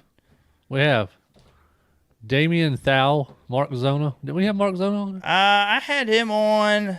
It's before we was down here. I was actually doing the show in the kitchen in this house Okay. up there before we went back to going live again. We had Mark Any Zona. of the owners of the sponsors? Which Yes. we've had we had Luther on. We had Luther on. We never had anybody from Falcon, have we? We had Jason Christie on, which he was part of. He's sponsored by Falcon. Greg Blanchard or Kristen Fisher? Yeah, we've had both Christine of them on. Fisher. Oh yeah. Yeah, we've had them on. Yeah, check those out on our podcast. Or you can go back and check our YouTube too. GDP. We've had Brandon Polinick. We've had Greg Hackney. Who's some kayak guys? Who are some? We've had a lot of kayak guys. We had. Another guy I like to get on is Derek Brunley. He's on the New Canoe team. Never had him on. I've talked with him a couple times. Kelly Albert. Yeah. What are some topics that you guys think that we need to cover that we don't cover good enough? Because we're trying. Look, this is what we want to do. We want to have a segment. So we got our in-depth segment that we always do. But we also want to have a segment of something fun, to get everybody like what was some things that you guys would like to cover or like us to cover more. I know we do a lot of our in-depth, so we have technique stuff. But is there anything else that y'all would like to hear? We've had Ike on before, right? Yeah, we had I Ike thought on. so. I'm trying to think when that show Derek was. Brundle, Matt Conant. I know we've had Matt on. Did we have Matt? Oh yeah, we did Yeah, have we Matt did. We Conant. had Yeah, Matt we had on. him on when he won. Jake Harshman. Yeah, we need to I get think Jackson. we've had Chad Hoover on too, haven't we? Yeah, we've had him on twice. Yeah. Need to get Jackson Damian or Thau is a hammer here in California. Damian Thau. Yeah, we'll keep that in mind because I definitely would like to get a few more kayak guys on. I love talking with them guys, especially being that we do it too now. But it's just different talking with them guys. I mean, I love talking to elites. I love talking to FLW guys. They're all great, and we can learn so much from them. But you can learn so much from these kayak guys because some of these guys are just as good, I think. And they do really well in tournaments and just Clay hammers. says a rig would be a cool topic, like proper Kayak rigging? kayak rigging, I guess. Yeah, I think that's what he means.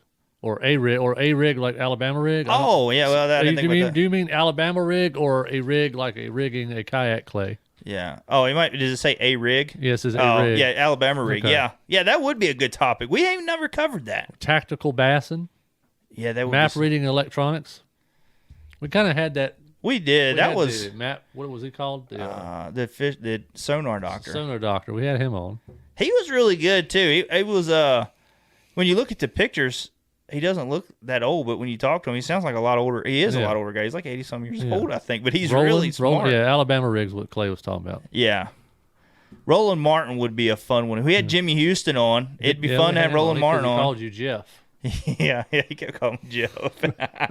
Big Bass Zone. Yeah. I like these guys. Tom says talk about youth tournaments. Youth tournaments, yeah. Who was that? Who said that? Tom Fogarty. Tom Fogarty. Youth tournaments, yeah. I'd like to get involved with running a... Rick Clun. I think we do. We have Rick Clun on? No, never had Rick Clun I on. thought we had Rick Clun. No, never had him. That would be a good one. Yeah. Yeah, we had the opportunity. I had the opportunity to get him on. I think something came through. We couldn't have him. But I was trying to get him on.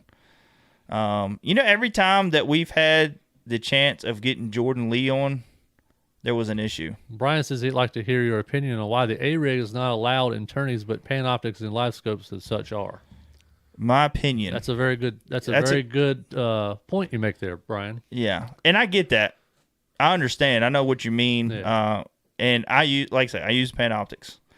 And the A-rig deal, I think a lot of the deal with the A-rig is the abuse that it puts on the fish. And then I mean, as when you pulling one in and say one hits it, sometimes you get them in, they're wadded up on every hook. Yeah. All of them hooks are all over. Now sometimes you don't. Sometimes you'll catch double fish.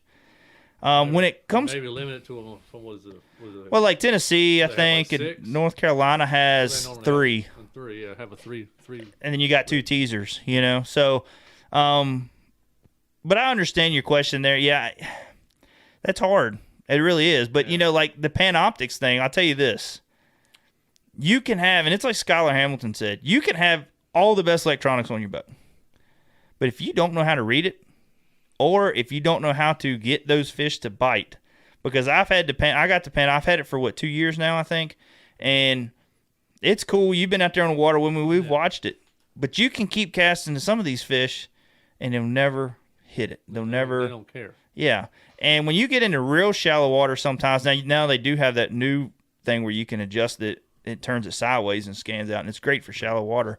But I haven't had the opportunity to use it that way. James had it and really liked it. But, you know, when you get to that, now you're going to get into humminbird, and you're going to get into Lowrance. Yeah. You know, and then you're going to have to cancel that out. And then what's going to happen is they're not going to try to improve on their electronics anymore. No. And it's going to get to a point where they're not going to want to be a part of these tournament series because they're really not bringing no money anymore. Yeah, it's beneficial to them. Yeah. And, I mean, they'll still sell the 2D sonar. And I'm going to be quite honest with you. When it comes to drop shot and stuff like that, I still cut my 2D sonar on. I don't mess with the live scope on 2D sonar. Yeah. I mean, on drop shotting, I'm sorry. I have before, but I don't like it. I like 2D sonar better. It's just a lot better Scott deal. says he would like to see his videos and live stream during the kayak tourneys. Yeah, I would like to do some of that. A lot of problem we run into is just like service. Yeah. Well, they make what's called a streaming backpack, but they're really expensive. So is it like a booster in it? Apparently so. They're like $1,000. Well, dude, I'm gonna tell you what. When we was down there in Tennessee, it's like a computer in a backpack, basically. I got you. Well, when we were down in Tennessee, the cabin we're staying at, which was really nice. You'll see in this video we're gonna come out with. Really, really nice place, but not a drop of cell phone service when you walk inside that place. It was like a metal box. Awesome looking cabin. Just it was a metal box. There was no service inside. You had to go outside and make a phone call, but then you didn't even have much service. Like when we were trying to check the weather, James would go outside and then go on the weather app and then sit his phone there and just to let it load. He'd come inside and do something. Come out. Oh, look, it's loaded. Yeah. I mean, it was just no service. So we were going to go buy a cell phone booster. Well, that was like $400 at Best Buy. I don't know if there's other ones out there, or better ones or what, but we were looking at getting into something like that so we could actually do some live streaming on the water. I actually wanted to go and fish the river and do some live streaming. Yeah. I think it would be fun to do that. Yeah. If you can catch a river when it's not flowing through people's backyards and through the parking lots, you know what I mean, with the water being so high. But what else we got coming? Place is a YouTube guy named Kevin Baxter. He's called the Baitman. Yep, I know Kevin Baxter. He's been fishing for his whole life and films for Mark Menendez. Yep, he does stuff for Mark Menendez. We used to do a lot of his live stuff in his tackle store. And Clay, that's a good subject. Me and Josh have talked about that a couple times. He's wanting to know if we throw any discontinued baits. Maybe doing like a whole series on discontinued baits, like you know, just stuff that you can't find or. Yeah. Dude, let me tell you about a Jim. It was never worth the crap to begin with, and you just want to see if you can catch a fish with it. Yeah. Well, like with the Renegades at Those Walmart. Were good lures. They really were good lures. I still got a bunch of them that never been opened. They were $1.97. Yeah. And we used to throw them at Briar because it was so many stumps and trees. If you lost it, it wasn't a big deal. But me and James did find an awesome little gym down there at Tennessee when we went down there. It was a guy that had I guess he had like a boat repair shop. Yeah. And he went and bought out a tackle store that had a lot of old tackle. Yeah. So the whole time we're in there. Didn't you and James go on eBay and buy some Rebels that they had quit making? Yeah, we did that. Well, had the Rebels down there. Oh, okay. So we paid $4 or $5 and something for these Rebel WeRs that we love to throw. Yeah. That they don't make in that color no more. They still make the Rebel WeR. Yeah. They just don't make in that color. Oh, okay. And he had them, so we bought every single one of them he had. There were several other baits that we bought that were discontinued, but you know that would be a really good show. I wanted to do some research on that one though, to really get in there and find some good baits that's discontinued that still work. Yeah. Or that people paying a pile of money for. No, Sean, we've never been to the West Coast. Furthest west I've ever been is Nashville, Tennessee. Yeah, you've been to Texas. I went to Houston. Yeah. went to Houston, Texas. That's the farthest west I've been. Me and James actually talked about at one point loving to take a trip to California. We get a lot of business in California. Yeah. We sell a lot of motor mounts out there, and we get a lot. I talk to a lot of people almost daily from California. That are interested in our mounts or love our stuff or just want to talk it. So I would like to make a trip out there. I'd like to get in and talk to a couple kayak shops out there. Chris says do shows on or segments on listener kayaks or lister kayaks. Lister kayaks? Do you mean lister or listener? Yeah, I'm not sure on that one. But yeah, I would like to have a full in-depth show of just rigging. Yeah. Ron says get them old baits and give them an RBT makeover. Yes. And guys, as you see coming through and I might not have mentioned enough, and I'm sorry, Ron, if I didn't mention enough, but we got the pictures coming through. All these prize packs are getting an RBT custom baits with them. Yeah. Ron's giving away $200 in baits. Queen City, that's in Charlotte, right, Vegas? So I want to thank Ron big time. So anybody that wins a prize pack tonight, you're getting RBT custom baits. Yeah. So make sure you guys go check out RBT custom baits. He can paint pretty much anything. Listener, Chris said listener kayaks. Talk about his kayak or Oh yeah, just how they rigged them. Ron's kayak or Jason's or yeah, so on and so forth. Yeah, I think that'd be a good show. Chris, let's do another giveaway real quick. Okay. And this one is a random winner. This is one that This is how we normally do our RBT custom bait packages on our normal shows. So Chris is going to pick a random winner. So just make sure it ain't a double winner. All right. And scroll up here and we'll stop. What he normally does is just people that's real active in the show, and all that. So that's what I always tell people. It's important to be active in the comments. And, which everybody has. We greatly appreciate it. Somebody picked. Who you got there, buddy? Jane Murray. Jane Murray. I hope you haven't gone to bed yet because their last comment was bedtime. Thanks for the show. So I hope it's still up. But you've all right. Well, if we don't hear from any of you guys that that have won, or send us a message, like say Chris is writing your name down, we will be reaching out to you to get your information and all that. So if you're still on, Jane Murray, congratulations, you won. Won the prize pack, and just send us your information, your address, and your shirt size, so we can get these gifts out to you. Like say, guys that are just still here. Is still there? Awesome. Congratulations. Thank you so much for tuning in tonight. Let's go on to one more. Let's get one more question going. So this will be our fifth prize. Guys, if you haven't, because we still got two more. So we're doing this one, and then we're doing a YouTube subscriber. So if you haven't gone to YouTube yet, make sure you subscribe. Let's see where we're at right now. Go to our YouTube channel. And the reason why we're pushing this so hard, normally we don't push it so bad. But we're going to be coming out with a whole lot more content next year with fishing, more fishing technique stuff.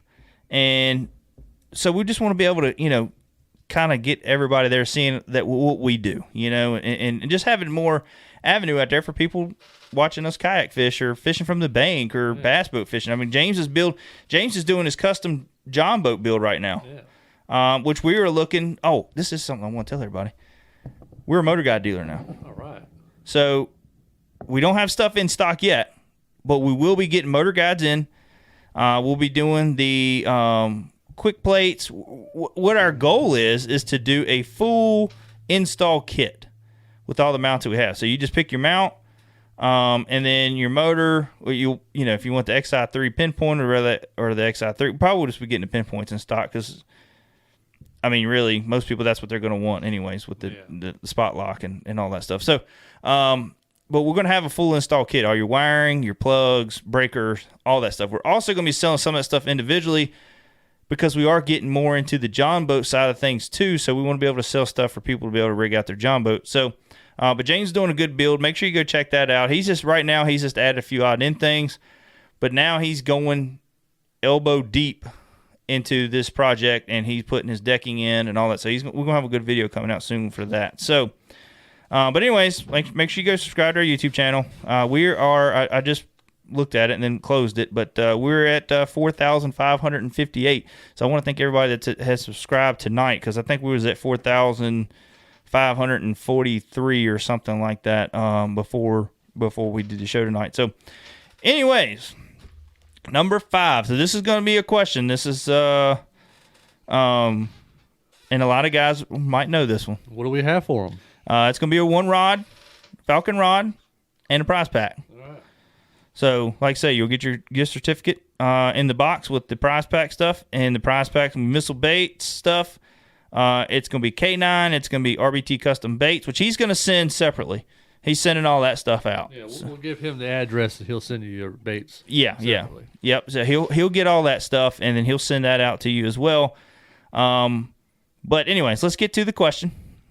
And then, and like I say, when you win, send us all your information, your address, your shirt size, and if you want to put the question that you won off of, just to clarify. But like I say, Chris has been writing it down, so we got it all right here anyways. But the question is, who won the first Bass Nation kayak event? And that's the very first one at the Bassmaster Classic. First and last name. Yes, first and last name. Who won the first Bass Nation kayak event? And like I say, Chris is going to pick the first one that he sees come up on his screen that is correct. So, but right now, if you're researching or you don't know and you've already won a prize pack, make sure you get over there and subscribe to our YouTube channel, because that is one that we can pick a double. Yeah. Because everybody's YouTube channels got different names besides their name. So that's a chance that you could win an extra prize pack if you haven't. But other than the 1 through 5 that we've done tonight, you only get one chance at winning one of them. So, but anyways, who won the first Bass Nation kayak event? It was not Ron Weimer.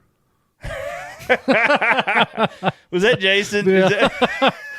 All right, he might win the second one though. We have a correct answer. Who we got? I'm gonna try not to mess her name up. It's either. I apologize. Mitcha George. Mitcha or Micah. Is it Micah? No, I don't know. It might be Micah. I messed your name up, and I'm sorry, but it might be Micah. How you spell it? Micha. It's Micah. Okay. Micah. Yep, Micah. What's his last name? Micah, I'm sorry, I forget your last name. Oh, her last name. That's why I said her. Oh. George. George. Last name George. I know a Micah from Virginia Beach area. It's a dude. Good fisherman. Great guy. Congratulations. Hope we got your name right. Yeah. Sorry we messed your name up. But you won. You won the first Bass Nation kayak event winner, Jim Davis. That was really, man, I keep cutting my flashlight on my phone. I'm sorry. That was a great event to be at. It was fun. It was fun being backstage with them guys. Everybody was so nervous, man, to be up on stage. I could imagine. I mean, I've never had the opportunity to do it. So everybody was so nervous to be up on stage. And then when you got them guys back there. Oh, okay. Sorry. It's Misha. Oh, sorry. Yeah. We're just a bunch of old hillbillies. We don't know how to read that way. Chris is better than I am, so I couldn't imagine what I would have said. But then getting them back there in the press room was just fun. And you had a couple of good friends back there, and just doing the interviews, man. I mean, they were a little nervous. When you go back in the press room in the Bassmaster Classic, as soon as you walk through, depending on who you are, you got so many people rushing you, and Hank Cherry, for instance, when he was doing well, I think it was day 2. Or day 1 and day 2. Go back there, and he's just bombarded. So you got 15 people standing right there trying to get an interview. Yeah. Some of them are in line, and some of them are just circled around them, and everybody's just got their mics in there, and they're just trying to get their interview. Yeah. Because some of them are like, look, I got to hurry up and get back and get on my boat. I got to get my tackle retied. I got to get stuff. And Hank, they got stuff to do and not a lot of time to do it. Yeah, and Hank Cherry actually had a bad fall on day 2 and hurt his elbow real bad. And was trying to get some pain meds or whatever, some medical attention, and he was ready to get out of there. So it was a short video. I mean, I had a couple interviews where our camera was messing up, the mic was, and then he had no sound. I actually did the interview with Jim Davis, and the mic was all jacked up. The cord was messed up, so it was all like, it was horrible. So if you watch that video and it's like that, I'm sorry for that. So, but anyways, congratulations. What was her name again? Misha George. Misha George, congratulations. You won a ride and you won a prize pack from our awesome sponsors for the show tonight, Missile Baits, K9 Lines, RBT Custom Baits. You're also going to get a One Objective t-shirt. Make sure you message us your shirt size and your address, and we're going to get that out here to you hopefully right after. I'm just going to say after New Year's you should have it. Yeah. Right after New Year's. Just to be on the safe side. Yeah, because I don't know how shipping's going to be right now with the New Year, the holidays. Sometimes we actually try to wait depending on what was going because I didn't want stuff getting lost. Yeah. Because it's just such a rush right now. So, guys, we got one more giveaway we're going to do. And while Chris is going to go through and pick the winner for this, let us know where you're listening from. And let us know, are you a kayak fisherman? Do you fish out of bass boats or what? Just let us know while Chris is going to pick a winner for our YouTube giveaway. And like I say, I want to thank everybody that has tuned in tonight. You guys are awesome. I appreciate all the comments, all of what y'all suggesting for the show. I love to hear it. And if you ever get a chance and you got an idea for a show, always feel free to message us on Facebook or email us at oneobjectivebf@gmail.com. And just let us know, hey, man, I got a guy I think you need to get on your show. Or can you cover this topic? Or whatever. I mean, we might not get to all of them when it comes to topic-wise or doing the show. But we're going to do our best to try to cover that in the show. Also, go to iTunes. Make sure you follow us on iTunes. We're also on, I think, Amazon podcast. Chris, you were talking about that one day, and I think I went ahead and got us signed up for it. That and Sirius XM does podcasts, too. I don't know how you'd go about it. Yeah, I need to look into that. That's something I would like to get into. Serious. I don't know if they do just live or how they do that. Yeah, I'm not real sure, but we are on Amazon now. Amazon podcast. So if however you listen, iTunes, Podbean, Stitcher, all that. And we also put these shows up on YouTube. So if you want to go back later, watch them. It should be up there tomorrow. You can check that out. So, but anyways, Chris, do we have we got anybody first? Message us about where they're listening from. And yeah, everybody's talking here, Massachusetts, California, North Carolina. A lot of kayak fishermen. Pennsylvania, yeah. Troutville, Virginia. Lynchburg, Virginia. Kansas. Man, we got everybody. We got people from all over. Yeah, all over the place. Yeah, it's nice having you guys with us tonight. Alabama.